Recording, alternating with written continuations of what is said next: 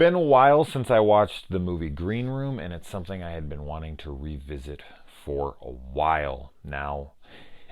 Much like a lot of these, uh, I watched this a few days ago, so bear with me in my rundown of this film. All right, so we've got the late, wonderful, great Anton Yelchin in this film. Man, what a shame it was that he had to go, because I did love this guy. He's been in so much cool shit, and this is definitely one that people absolutely love. I'm not in the camp of absolutely loving it, but I do completely understand the love it gets. What I feel like maybe is the reason why people like it, and one of the reasons that I'm not as big on it as I could be, is because I feel like the film tries to remain a little too grounded in reality and doesn't allow itself to just go for broke and have a little more fun. Not that the film even tries to be all that fun, outside of maybe like the paintball war scene where they go after him with shaved heads and paint on their face and whatnot. I guess that's kind of more playful, I suppose. But I don't know. It is a kind of a repetitious movie. They're in the room, then they come out, then they run back to the room, and every time they come out and run back to the room, they're down another person. And so it's just like the strategy is the same, and it keeps failing. And it just, I feel like there could have been more going on with these characters and their retaliation. Like, this was set up to have 30 deaths. Like, Joe Cole's character in this movie, which Joel Cole is fucking awesome, and if you haven't seen his movie A Prayer Before Dawn, please do yourself a favor and watch that movie. What a terrifying movie. It's not a horror movie, but it's terrifying nonetheless, and he's fantastic in the film. But yeah, I just feel like this would have been a perfect vessel for his character, this guy who's all martially art trained and whatnot, to fuck a bunch of people up. We don't need no stinking badgers. Um, I'm it doesn't matter. But I just feel like he could have fucked some people up. I feel like a lot of them could have been taken down skinheads throughout the movie. How much would that have amplified the film for you personally? For me, it would have amplified it much more.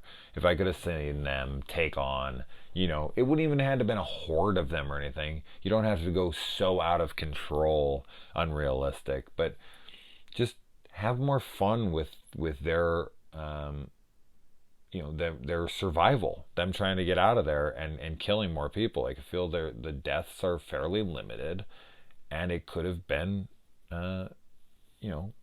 there could have been more of it, but that's just my feeling towards the film. That all being said, it is a very good movie. The cinematography, the score, the directing, the acting, the setup, the gore, where there isn't a lot, but where it is all of it's fantastic.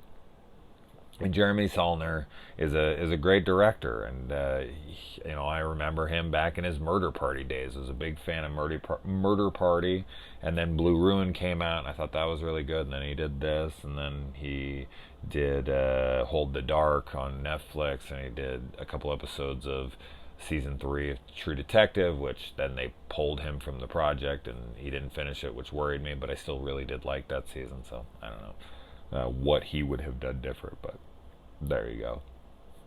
And you got Patrick Stewart in this as well, which I haven't mentioned. Imogen Poots, who's so hot, and her haircut is very unique in this movie. And her character is really good. I did like her acting in this. I thought everyone's acting was solid. Super, super solid. And you're pretty much always going to have me on board when it's punk rock mixed with horror. Like, those are like two of my favorite things. So put them together, it just makes sense. Now I'm talking like Olaf. They play a taco stand in this, man. This whole, like, you've got to be purposely unsuccessful to be punk rock ideology in the community of the scene is one of the big reasons, like, I fell out of the scene pretty quickly as a kid. Like, this whole notion that you have to reject success and fame or any of that stuff, and you're a sellout, and like just all that stuff just doesn't make any sense to me. But I guess I'm just not a true punk rock kid, and I'm okay with that, because a lot of punk rock kids I've met are just totally full of shit, hypocritical idiots who try to call everyone out for everything they personally are doing themselves. Like, oh, you just wear, you freaking cheerleaders, man. You dress in uniforms and you conform to society. And it's like, what do you think what you're wearing is? What do you think your fucking thoughts towards society? This is all the same shit. You guys all think the same thing. You all dress the same. Come on. See the hypocrisy of it all. And calling people out for being successful. Really? You want to be fucking broke the rest of your life? I'm not saying sell your soul, but it's okay to have a website. It's okay to put yourself out there so that people actually know you exist. They siphon gas in this movie, which I've seen in a bunch of movies, but I just in this movie was thinking, like, I don't know anyone that's ever done that. Do you? Have you ever? I'm not saying I know it's a real thing, and I know that you can do it. I've never known anyone to do it. But we always see the guy sucking on the thing, and then he spits out the gas, and then he pops in. Like, have you ever done that? Have you ever siphoned fucking gas out of a car with your mouth? Have you seen anyone do it? I mean, one of you has to have seen it, but I've never seen it in real life. But when I was watching this movie, I was like, oh wow. I like that they go into this skinhead bar and sing Nazi punks fuck off. That was great. And then the guy, freaking Anton Yelchin goes in, walks in on the murder, and the scene, like probably the tensest scene or the most like memorable scene in this movie for me is when the dude says like, what was the second to last song you played? And then he's like, that's the one I did her to. When he says that, the way he says that, just it just hits with you. It's so dark, and it's just so like it would get in your head. And so he calls the police and he's like, oh, there's been a stabbing, please come, whatever. And then they try to cover this up, and they pay off a couple guys to stab each other. Well, to stab one of them. You cut me too deep, man. And the cops show up. Smart. So smart. Such smart writing. Like, the cops have been called. What do? Well, you get people to stab themselves, and then you say, oh, this is the stabbing that we're calling about. That is just such smart writing. Thank you. Thank you for writing a smart scene. I can't tell you how often there isn't smart scenes.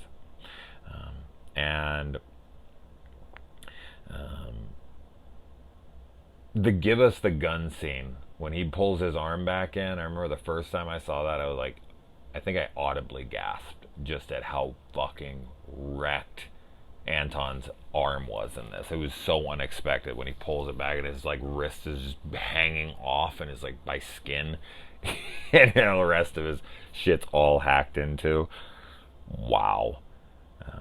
And the way Imogen, this is a fantastic moment. So I really do like this movie, don't get me wrong. I'm just saying I wish it would have elevated itself, but great realistic moments here is when the bouncer dude is on the ground and they don't know what to do with him, and Joe Cole just keeps choking him out, and they're like, I don't know what to do, and Imogen, whatever character's name is in this, just takes like a box cutter and just like slowly runs it up, and he opens up so easily. And that's, I mean, I've never opened someone up, but I have watched autopsies, and it's incredible how easily your body opens up. Like, if you just take a sharp implement and you just pop it right up, boom, your insides are just gone, like out. It's wild. And in this movie, it's just the way how casually, it's like warm like butter.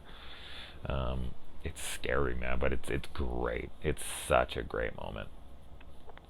I like that they try to hand a weapon to Anton Yelchin's character, and he's like, nah, I'm just gonna run. Like, I'm too hurt. I'm too tired. Like, I can't fight back. Like, I'm just gonna take off. Fuck it. Which he seems to get a lot of energy later in the movie. So I don't know. Maybe he had some sugar, but Yeah, you'd think he would get worse and worse throughout the film, but he doesn't. Oh, back to the yawning. God damn it. Oh man, the dog's taking out the singer's throat, and the bass player gets his hand chopped. So I feel like they're, what they play their instruments with, are getting taken out. The feedback being played to scare the dogs off. Smart stuff. Um, and I like that the dude who's sent in to kill them, who was going to run off with the girl who ends up getting killed, and so he becomes their ally, but then he's just shot in the face, so it's like subversion of expectations, which is always good. That said, I do wish that we would have got to see a little more out of the guy. He would have maybe killed a couple of them, and then like in his speech of like, let's get out of here, then his face would have got shot off. But shotgun out of nowhere to the face is always a good thing. I just wish there was a little more to it before we did away with him, I don't know. I guess I just kept wanting a little more. Just a little more here and there throughout the film. The girl from Arrested Development, I think she's the guitarist, right? They just like straight up ditch her ass as soon as she gets attacked by the dogs. Same, I feel like they do the same to the singer. So it's just like, you get attacked by those dogs, they don't even try to help you. And then they shoot up the poor dog with drugs that it's gonna kill him eventually. That's so sad. And then he goes and lays with his owner at the end of the movie. That's really, really sad. And then they play war, as I'd said, with their war paint. The double tap that the girl does on the guy, boom, boom, like really quick to the head. Awesome shit. That's some John Wick shit. Love it. And then they make the dude promise, Macon Blair from every one of Solner's projects. Most notably is the main character in his murder party. He's like, I just want to go to jail. I just want to go to jail. Like, just let me live. I just want to go to jail. And they're like, all right, promise you'll call the cops. Promise you'll call the cops, really? Yeah, okay, I'll go do that. I'm gonna leave you guys, and then I'm gonna make sure I call the police. Get the fuck out of here. And love the dialogue between Imogen and Anton here, where she pulls out the gun, and she points at him, and he's like, are we really gonna do this? Are we doing that? I think is what he says. And she's like, why else would we come out here? I love that. That's so good. That's such great writing. That's such a great dialogue. And then just guns them all down. Boom, done. And then he goes to give his Desert Island Band, because we never got to hear his. And then boom, she's like, tell someone who gives a fuck, and credits. What a brilliant, wonderful, fantastic ending. Like, it always goes like, they set up something like that throughout the movie, and then when it comes, that's their moment, and of course what's happening, and then boom, she just shuts his shit down. Credits. Brilliant. Love it, love it, love it. So lots to love in this movie. Absolutely great flick. Just, I don't know, am I wrong in thinking this? I mean, I don't know, it's my opinion, so can I really be wrong? But that all being said, what do you guys think? Great movie, but just could have used a little more for me personally. Where are you guys at with it? All right, adios.